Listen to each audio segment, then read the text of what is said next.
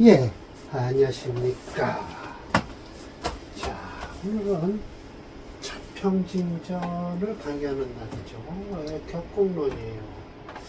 자, 오늘 편관격, 이 칠살격이에요.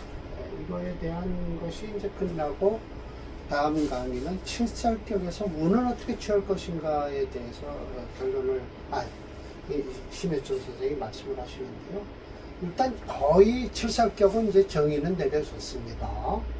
첫 번째, 식신으로도 제사를 한다면, 그리고 여기서 쭉 얘기하는 것은 칠살격이라고 해서 나쁜 게 아니다라는 거예요. 그것만 잘 혹시 마치 미물이라고 하지만은 대기직격이다, 귀한격이 된다, 다존칠살. 그것이 어디에 이 대기직격에 여기 많이 남아 있다는 거예요. 칠살격에서. 그래서 살을 내가 나를 위해서 쓸 수만 있다면 마치 대영웅, 대호걸이 이걸 다듬어 쓰기 위해서는 야생마를 길들이는 데는 어려움이 있지만 그 처방이라고 해서 그 방법만 알면 병천동지할 수 있는 공이 나온다는 거예요. 그러니까 칠살격도 왕후장상이든 뭐든 이 칠살격에서도 많은 유명한 사람들이 나올 수 있다는 거예요. 그러면서 사주를 딱 봐서 격이 칠살격이라고 해서 이걸 버려라 라고 하는 게 아니라 이걸 어떻게 쓸까라고 하면 첫 번째 식신을 찾으라 라고 말씀을 하세요. 심혜점 선생께서. 식신이 있고 그 다음에 식신이 제사를 해야 되는데 그거 그냥 제사하면 안 된다는 거예요.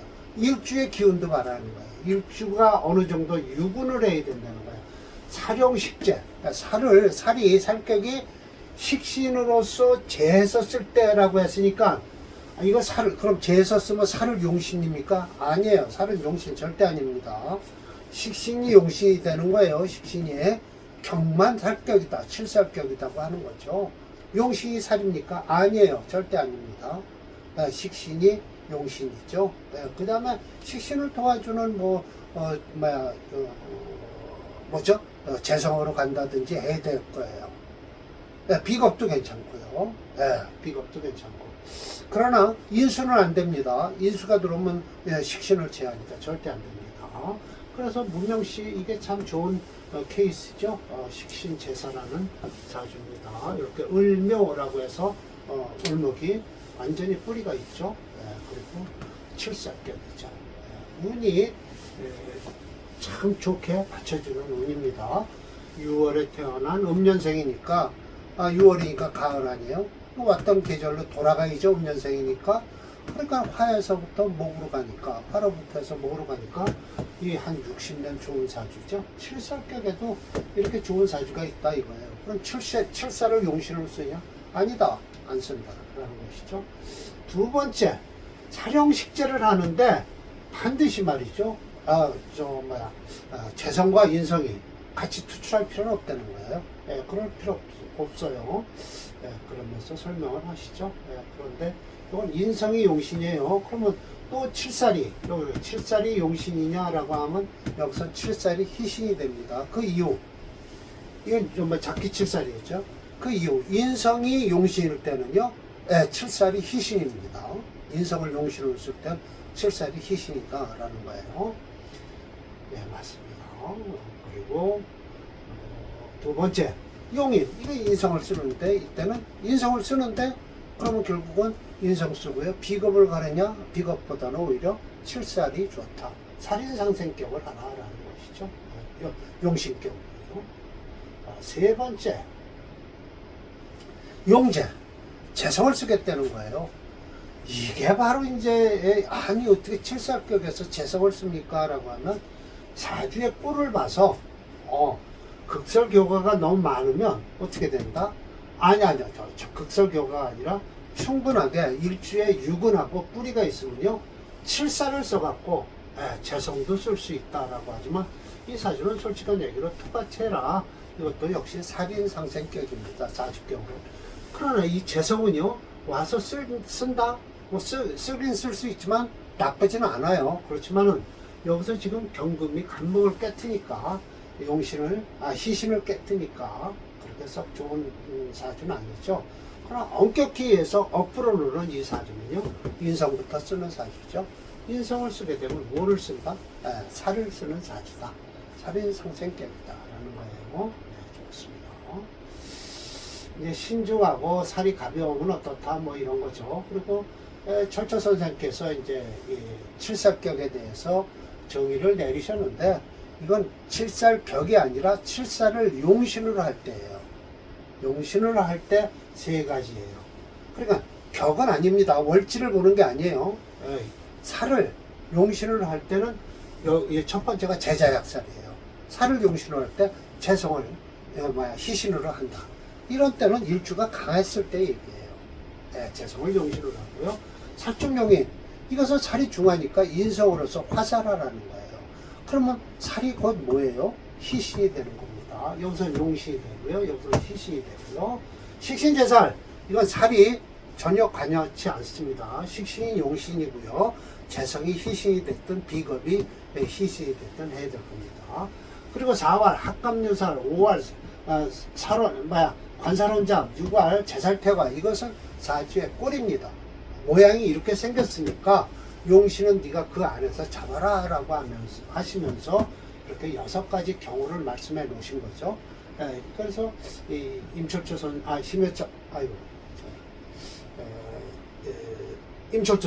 맞습니다. 임철조 선생이 이제 용신격으로 뭐가 되냐 하면 이렇게 합간유살격에서 자기 사주를 용신격으로요. 용신격으로 합간유살격에서 당신 사주를 밀어붙였습니다. 이거 설하고고요. 칠살격에 된 겁니다. 5번째가 아마 이게 결국 꼴이에요. 살이 살격이 있는데 관이 섞였다든지 이런 때는 어떡하냐, 거관 합살이냐, 거살 유관이냐 이런 건데, 그걸 해놓고 그걸 용신을 쓰냐? 못 쓴다라는 거예요. 그건 못 쓰는데 꼴만 그렇다는 거죠. 이런 거. 오늘 6번째 하겠습니다. 이제 6번째로 마지막입니다. 임철조 선생 사주고요. 용신격으로는 합관유살격이 된 사주입니다. 자, 6번째 마지막입니다. 자, 유살했을 때 살이 있는데 무식재, 식신을 해서 제할 게 없어요.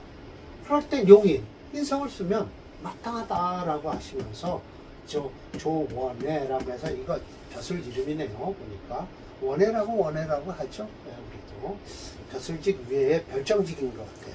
별정직.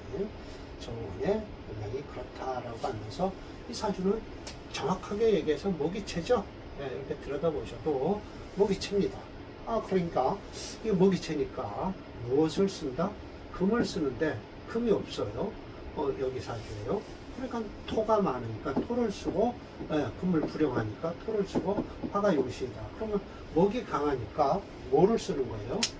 화는 식상이고요. 토는 재성이죠. 그래서 이 사주는 인월에 태어난 양년생이니까 화토 금으로 가는 거예요. 그렇죠. 화, 그 다음에 금으로 가니까 금도 괜찮을 거예요. 그렇게 나쁘진 않아요. 금으로 들어오면.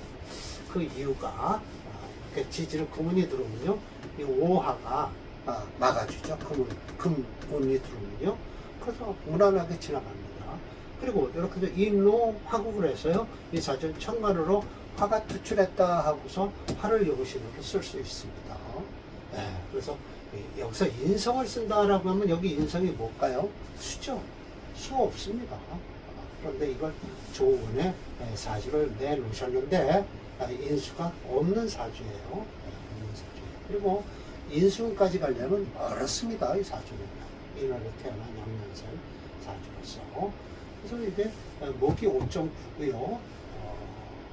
화가 3.5예요. 목화가 강하죠. 그래서 뭘로 흐른다? 3가지 써요. 토, 금, 수 다 쓸 수 있습니다. 그리고 프로그램 애들이 뽑고요. 이래서 아마 심여첨 선생은 결론을 내셨어요. 그런데 이 결론 뒤에 평주자가 설하고가 사례명자 3개를 또 넣어놨어요. 한번 제가 그냥 지나가는 식으로 설하고가 얘기한 걸 설명을 드릴게요. 자, 여기 이제, 심해첨, 심해첨 선생의 마지막 결론입니다. 지서, 책에 이르기를, 제사를 하는 데 있어서, 불가태과, 제사는, 태과하면 안 된다. 절대 안 돼요. 설은, 비록 역시 이치는 있어요. 그러나 운에서 이걸 해결할 수 있다는 거예요. 재성이나 인성이 오면 발복할 수 있다. 한 가지로만 고집하지 말아라. 또 곧 마치 김영종살과는 즉 틀리다라고 하면서 명을 버리고 살로 쫓아가는 것과는 좀 틀리다라고 얘기를 하십니다. 이렇게 해서 결론을 내셨는데 여기서 오지랖이 넓은 야평자의 설화고가 끼어들었어요. 자, 제살태가에 대해서 설명을 합니다. 태가는 병입니다. 거기 병신, 그 병신을 제거해야만 된다. 스스로가 그러면 발복할 것이니 단 재성을 쓰는가 인성을 쓰는가 역시 분별하라는 거예요. 신앙자는 마땅히 재성을 써서 일주가 강하면 있죠. 신앙한 건 아니에요. 제살태가라는 것은 식상이 강하다. 살을 제하는 게 식상이 강하니까 일주는 이미 약할 겁니다. 이랬을 때 신앙이 아니라 일주가 유근하다는 뜻이에요. 유근 하면은 마땅히 재성을 쓸 것이요. 불이인 인성은 마땅치 않다라고 하지만 인성을 만약 써도 관계는 없는 게요. 제살태가라는 것은 식상이 강하니까 인성으로서 식상을 눌러주면 되거든요. 그러니까 마땅치 않은 것도 아니에요. 신약 이런 거는 이제 잘 봐야죠. 이런 땐 인수가 마땅히 용신이 되겠죠. 그리고 불이 재성이다라고 해서 이건 양인격에서 갖고 들어왔어요. 사례명제로. 이건 분명하게 얘기해서 수쓰는 사주죠. 신강하니까 살을 쓰겠죠. 분명히 양살이라고 했지만 양살사제라고 했는데 왜 양살사제라고 했을까라고 하면 양살은 있고요. 네 개의 화를 제한되는 뜻이에요. 그러니까 일주가 강하다는 뜻이죠. 그러니까 금을 봐야 대발할 것이다. 구문을 봐야. 맞죠? 수를 용신으로 하니까 살을 용신으로 하는 거예요. 이 사주는요. 그래서 이것이 재성은 마땅히 재성이고 인성은 마땅치 않다. 양인격에서 무슨 인성을 용신으로 합니까? 말도 안 되는 소리죠. 그러니까 곧 5월에 태어난 양년생이니까 곧 금순으로 오겠죠. 미달만 지나면 10년만 초년에 10년만 지나면 간단하게 10년도 안 지나도 되겠죠. 그 다음에는 신유술 해자축으로 홀리니까 이거 참 좋은 사주죠. 양인격에 빼드리지 않겠습니다. 자, 이게 12번이에요. 이건 극설교가가 일어난 사주인데요. 이걸 또 했는데 제가 이렇게 써서 좀 자세히 설명을 드릴게요. 그렇게 쓰겠습니다. 그래도 끝까지 해드리죠. 갑인, 무진, 임진, 이민 이렇게 된 사주예요. 이건 극설교가가 일어날 수밖에 없죠. 그러면서 이 진토 쪽에 뿌리를 내겠죠. 솔직한 얘기로 이걸 격을 따질 필요는 없습니다. 격을 따지자면 살입니다. 사실은. 칠살격이죠. 왜냐하면 진토 쪽에 무토가 투출했으니까요. 그러나 이 사주는 극설교가가 일어나요. 받을 거라고는 요 임수밖에 없습니다. 임수밖에. 그렇죠? 임수밖에 없는 게 용신으로서는 비겁을 쓰는 사주죠. 그래서 이게 제살태가라고는 하죠. 제살태가라고 해서 제살태가인데 신약하다라고 했습니다. 이게 제살태가가 될까요? 살이 많을까요? 이거 토체입니다. 그리고 제살이라는 것은 이 살을 제하는 건데 갑인 일목이고 있지만 제살이 하는데 태과까지는 안 일어납니다. 그럼 이걸 목을 용신으로 하면 되지 않을까라고 하는데 목을 용신으로 할 수가 없겠죠. 왜? 일주가 약하니까요. 그럼 이거 토도 못 쓰고 목도 못 쓰는 사주죠. 그럼 이 사주는 뭐를 쓰는 사주일까요? 술을 쓰고 금을 기다리는 사주죠. 금수로 흘러야만 됩니다. 그래서 봉금이 운에 대발했다라고 하는데 이 진월에 태어났으면 금운이 오려면 어떻게 돼요? 30년은 지나야 됩니다. 화운은 지나가야 되겠죠. 예, 그러면 이게 살을 더 극성하는 화운을 지나야만이 금운이 오는 겁니다. 그렇죠. 이것이 마땅히 인성이 좋은 것이고 재성은 마땅치 않다. 라고 했죠. 이 사주 솔직한 얘기로 비겁을 쓰는 사주에 인성을 쓰는 사주입니다. 극설교가합니다. 이 사주. 그렇게 썩 좋은 사주는 아니죠. 초년에 30년은 고생을 해야 됩니다.